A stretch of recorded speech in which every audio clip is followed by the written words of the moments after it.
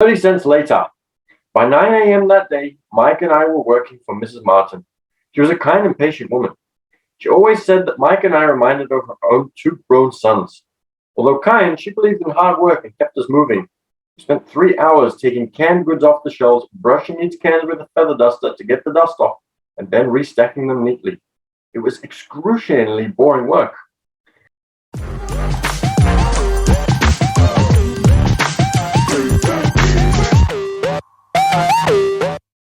Hope everybody is doing well. Today is, depending on whether you're in Europe, it is Christmas Eve.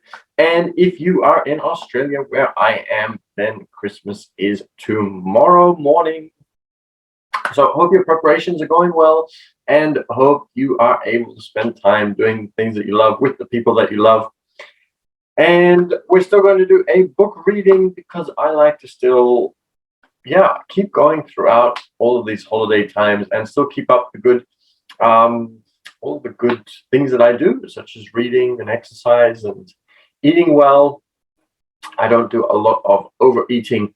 I just eat my usual food at Christmas, actually. And tomorrow I'm actually fasting, since it's my fasting day on Saturday. But in the meantime, we are reading Rich Dad, Poor Dad.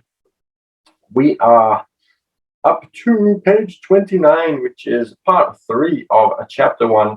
This one is called 30 Cents Later, and I'm looking forward to still reading for you.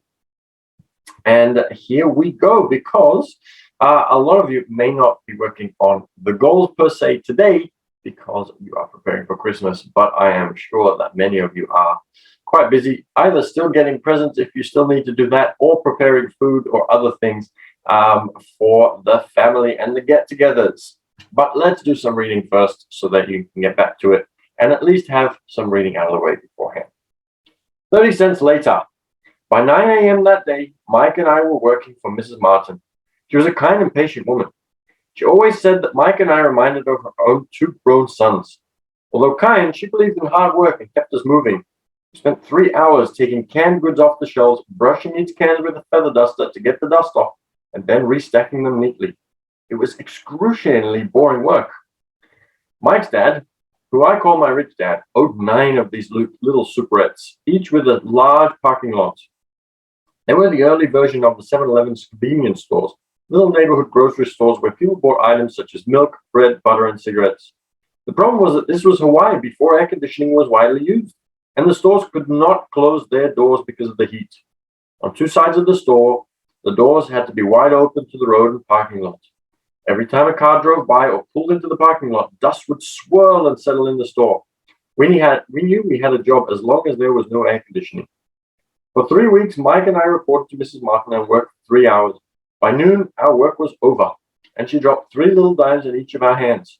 Now, even at the age of 9 in the mid-1950s, 30 cents was not too exciting.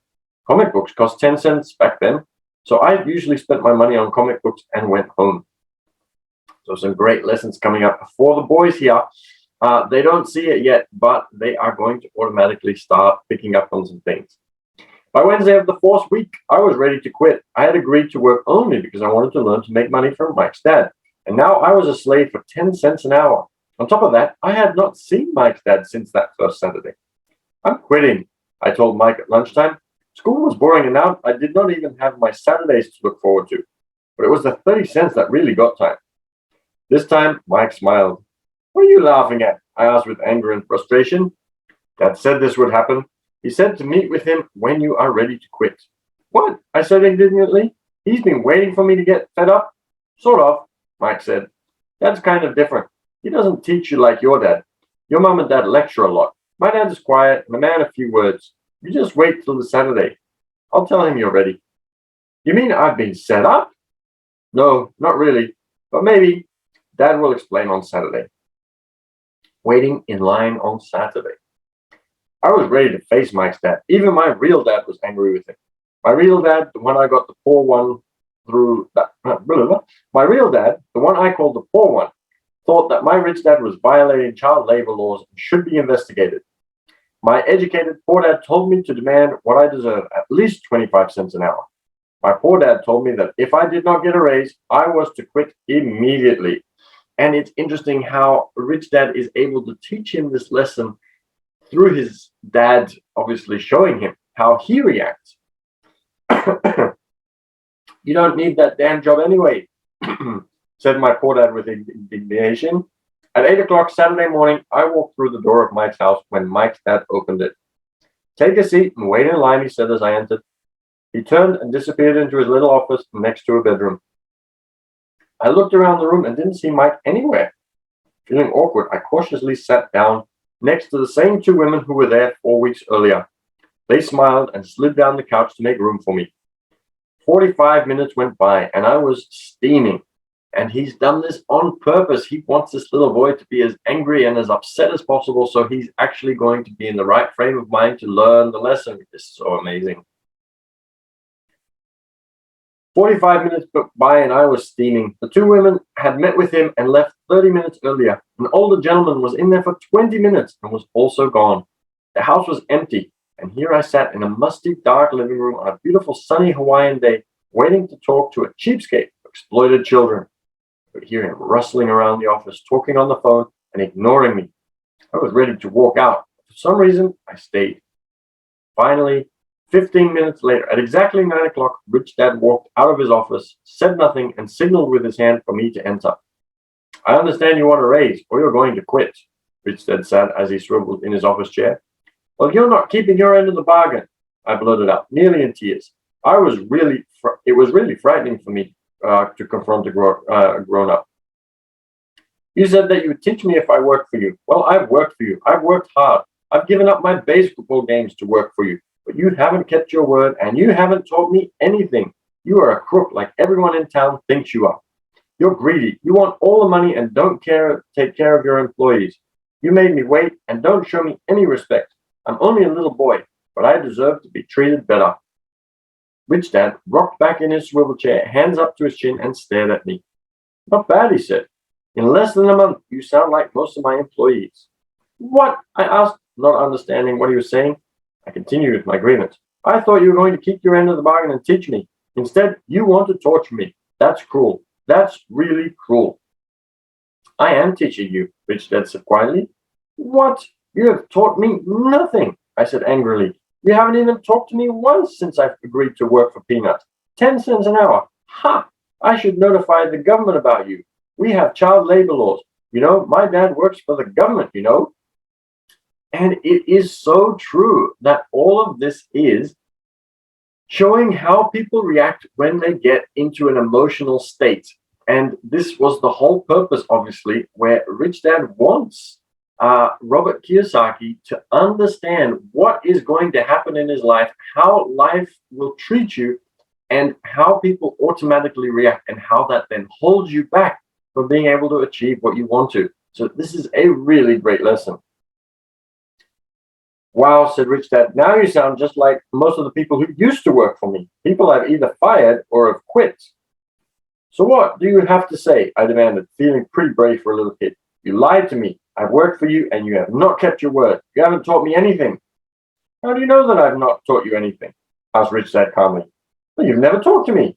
I've worked for 3 weeks and you have not taught me anything, I said with a pout. Does teaching mean talking or a lecture? Rich Dad asked. Yes, I replied. That's how they teach you in school, he said, smiling. But that's not how life teaches you. And I would say that life is the best teacher of all. Most of the time, life does not talk to you. It just sort of pushes you around. Each push is life saying, wake up, there's something I want you to learn. What is this man talking about? I asked myself. Life pushing me around? Was life talking to me? Now I knew I had to quit my job. I was talking to someone who needed to be locked up. If you learn life's lessons, you will do well. If not, life will just continue to push you around. People do two things. Some let life push them around, others get angry and push back. But they push back against their boss or their job or their husband or wife. They do not know it's life that's pushing.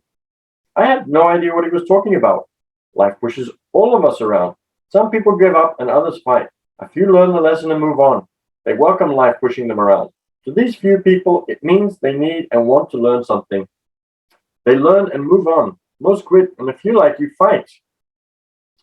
Rich Dad stood and shut the creaky old wooden window that needed repair. If you learn this lesson, you will grow into a wise, wealthy, and happy young man. If you don't, you will spend your life blaming a job, low pay, or your boss for your problems. You'll live life always hoping for that big break that will solve all your money problems. So this continues on for a while. So we are going to stop here so that you can continue on with all the things that you need to do. However, what I am going to quickly share about this chapter is the genius of it. So obviously in our life, we realize at some point that life is unpredictable. Different things happen, and we don't really have control over what happens to us. What we do have control over is how we react to things and what our mental mindset is around the things that happen to us. Now, some reactions to what happens, anger and certain other reactions, are going to cause us to end up in a place that, probably hinders us from being able to come up with solutions to challenges. So in one of the Facebook posts that we put out, and also on Instagram today, I talked about the fact that it's really important that you are able to take a step back and have a look at what's going on around you, and that you can separate yourself and calm down, and then ideas will flow. This is why, for example, in the shower, you have these amazing ideas, because you're not reactive. You are open to looking for solutions, and that calmness allows you to be able to find it. So in life, we can either choose to accept that life is going to throw all sorts of really crazy things at us and look for a way to get past it, or we can choose to get angry. And if we decide that we are going to get angry, then it's going to shut our brain off from finding solutions. It's going to make us blame people, and then they're going to get upset with us. And it's just going to be this negative spiral that just keeps going down and down and down. So what Rich Dad is doing, and I think it is brilliant, is he's showing Robert what real life is and how it works. Because very often, what our parents teach us or what other people teach us is that we need to be reactive to life. And that's how they get through life. And very often that is one of the things that holds them back from achieving success. So by doing it this way, Robert is able to see what it is that life is doing. He's able to see how his reaction is not creating something positive for him, and how his negative reaction is also creating a worse circumstance for himself. And then in the next part, we'll continue the chat about what Robert's Rich Dad does next in order to be able to assist him to learn even more. And so, yes, there is also a difference between the way in which people learn, and there is a difference in the way you can teach somebody. So you can teach somebody by explaining a concept in a theoretical way, or you can also teach somebody in a way that you are going to give them an example and get them to actually implement what it is that you are teaching them. And by implementing, very often certain people are going to react very well, because now they're actually seeing it in action. And rather than just understanding it theoretically, they're going to be able to understand it in a way that makes more sense to them. And I think a combined approach is really important. And when we finish this chapter, you'll notice that Rich Dad does both at the same time. And he takes Robert in for this chat, which is the theoretical and explaining what happened, but first letting him experience so that he can actually feel the emotions and see where things are not going right, and see what life is really doing, rather than explaining how life works.